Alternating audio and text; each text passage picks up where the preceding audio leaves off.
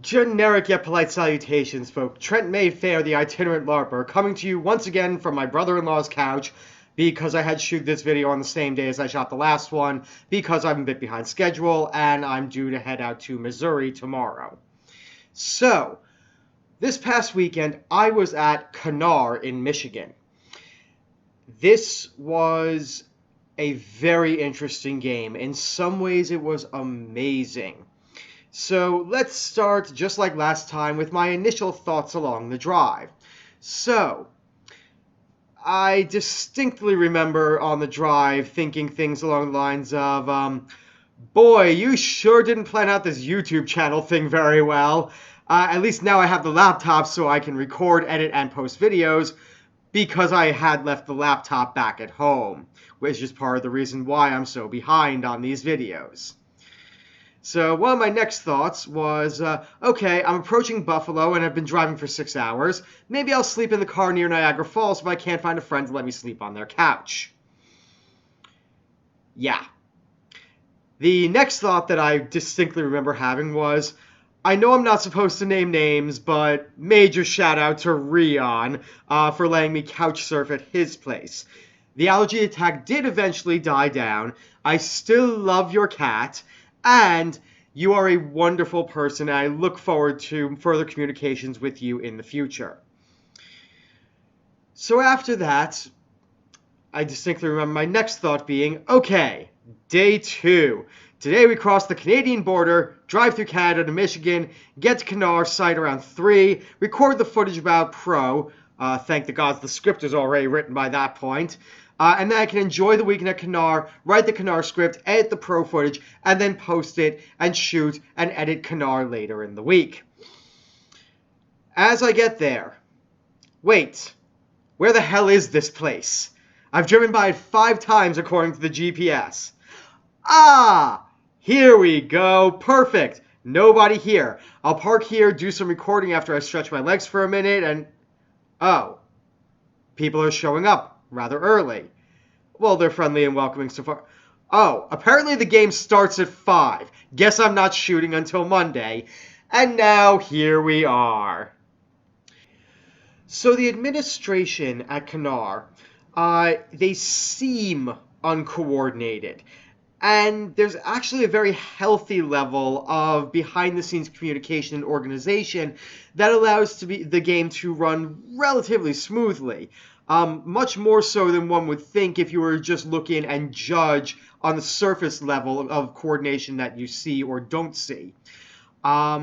It definitely does raises questions about centralized versus decentralized storylines in regards to going through one specific GM for every storyline, or if other story marshals might have autonomy in what they can tell and then just fill things in later.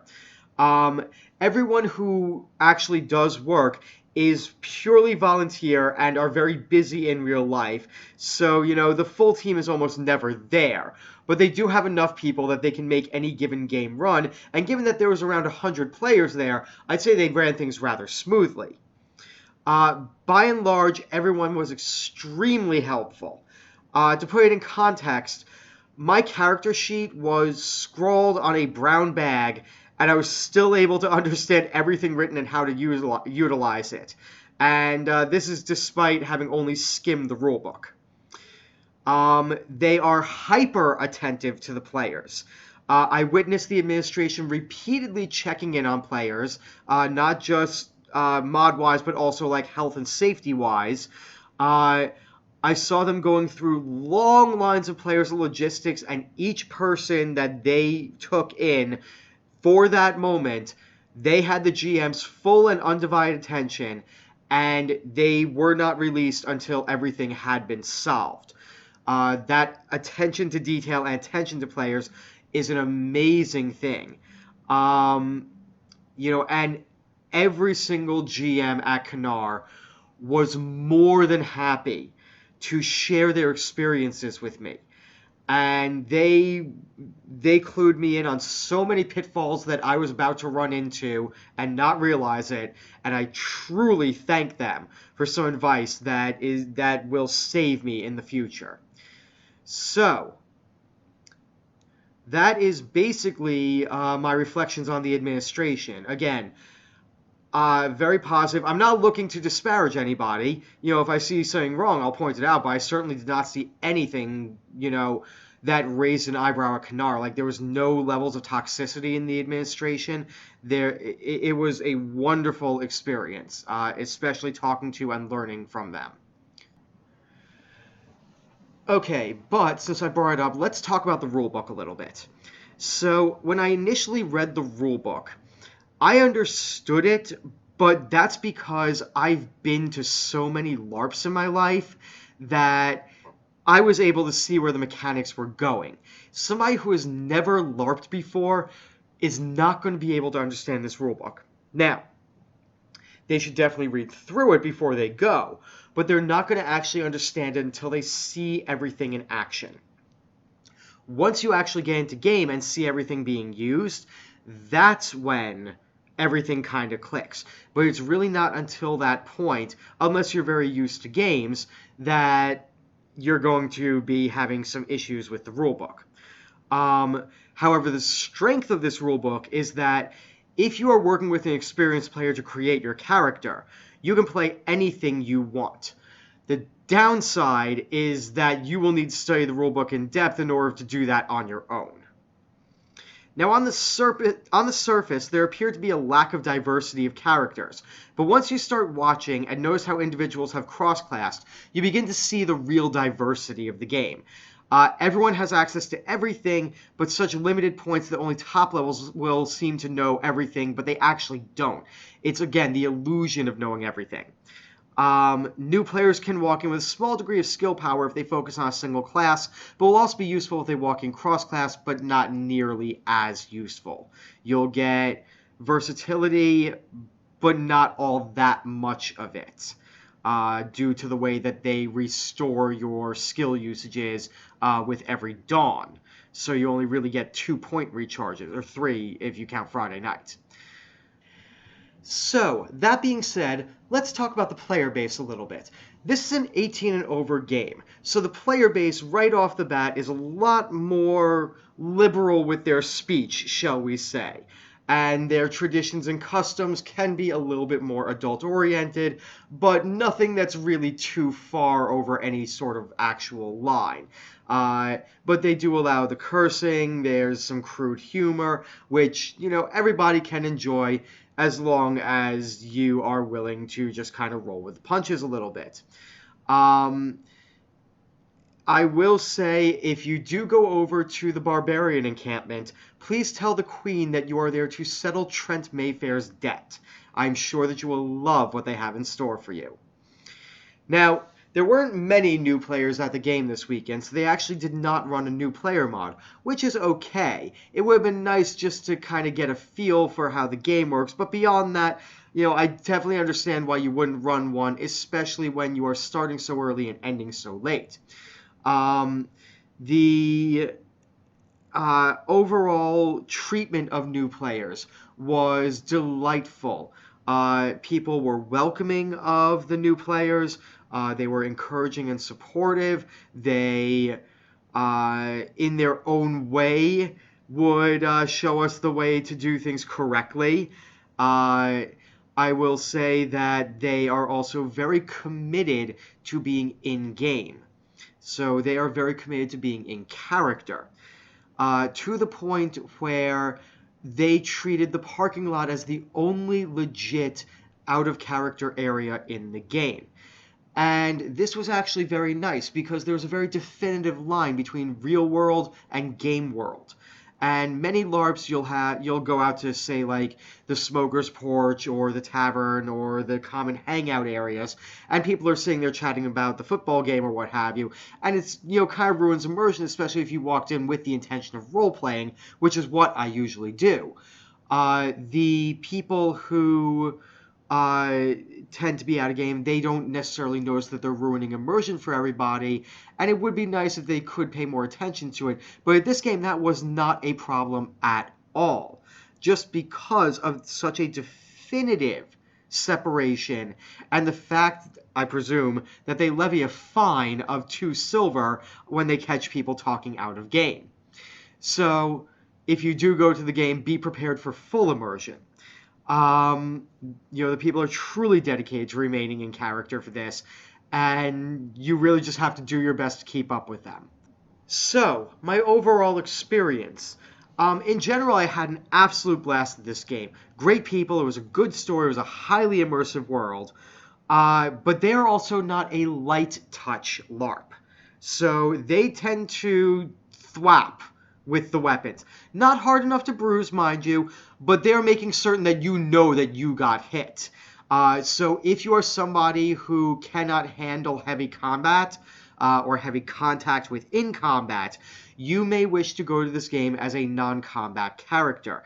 They are very good to the non-combat characters. Sometimes you do have to remind people that you are non-combat, but beyond that, they do seem to very much respect the aspect of LARPing in which not everybody can participate in something.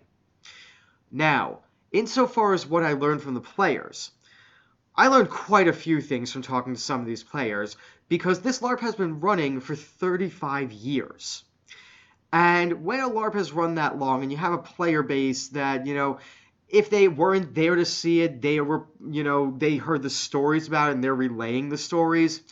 There was a lot to learn at this game. Not just from the players, but the administration too. What I learned from the players is that the importance of having merchants at a LARP is so underestimated that cultivating the friendships and the connections and stuff now, even if they are far away, is going to be a very good thing for me to do. Because even if they can only come out once, having quality merchants at your LARP is an essential thing. I'm not saying quality as in it must be expensive merchandise. I'm saying quality as in it must be well made.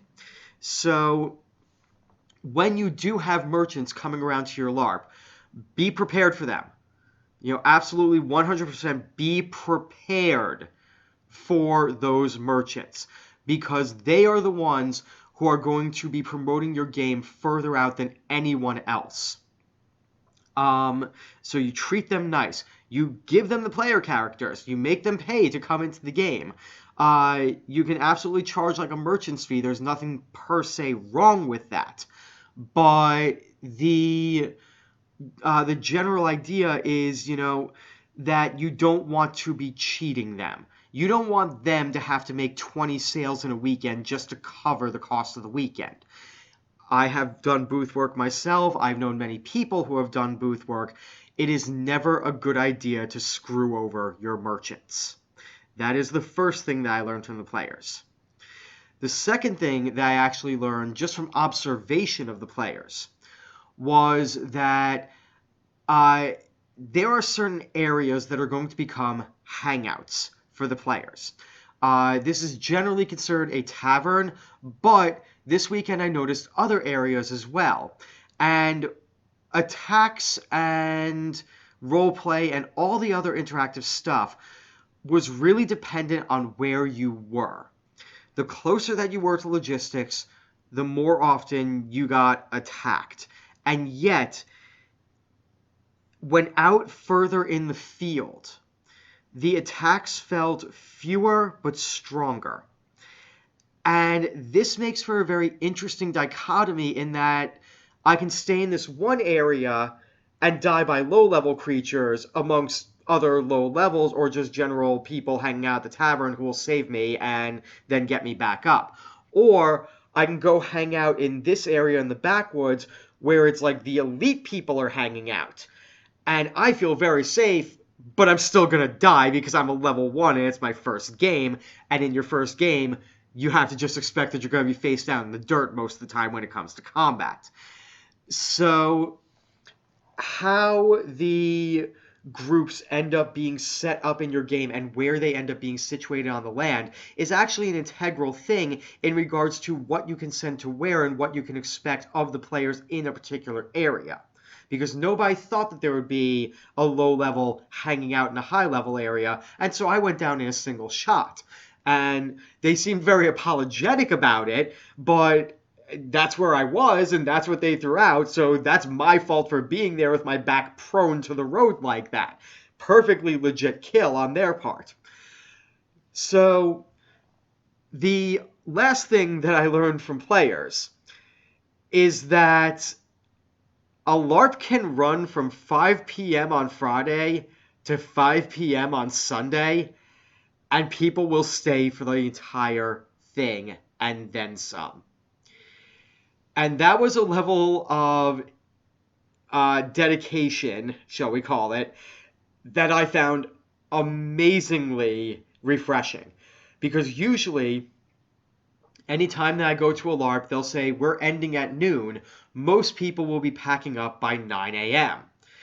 Other LARPs that I've been to where people, say, oh, we have to end on Saturday because they want us out by noon on Sunday, so we don't even want to take the chance.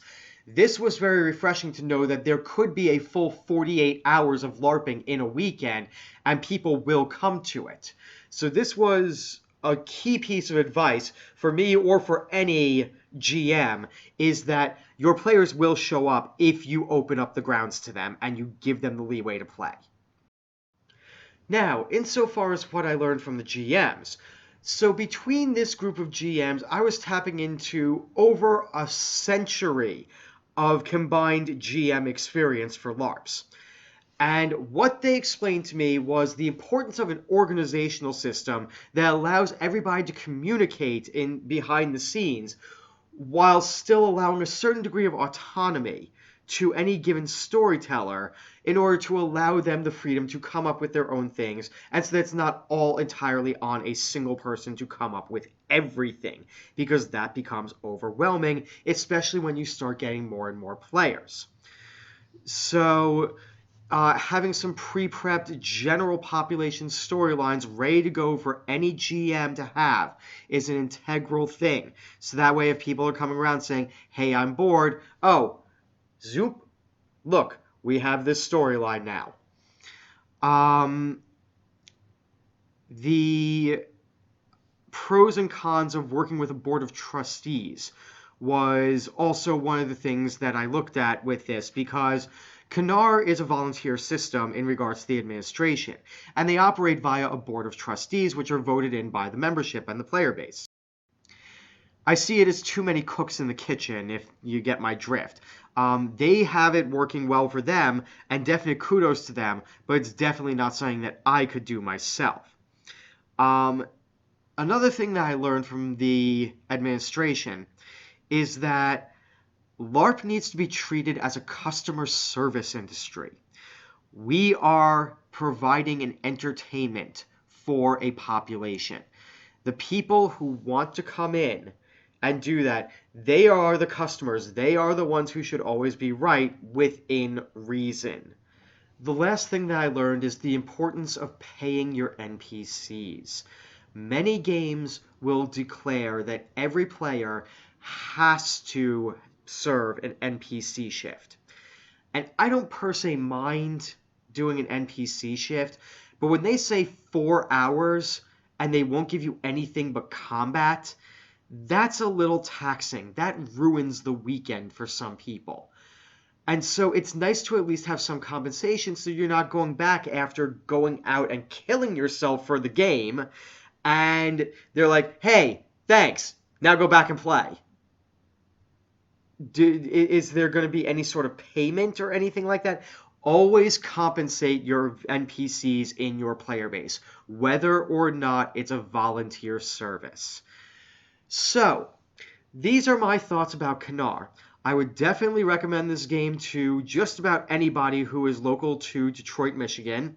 And there are plenty of other games in the area that I sadly will not be able to get to. But the player base at KANAR is more than happy to point out the other various LARPs that they attend, and will be more than happy to bring you in, introduce you around, show you the ropes, etc. As I said, they are a very welcoming community, and I would dare say that the player base are the ones who struck me the most with KANAR. And I truly feel that at this game I made some friends that I will actually remain in contact with and treasure for many, many years to come. So, that is the end of my videos for this week. I do hope that you can join me next weekend at Oldshire LARP in Missouri. And I will see you there. Remember, have fun and live the dream.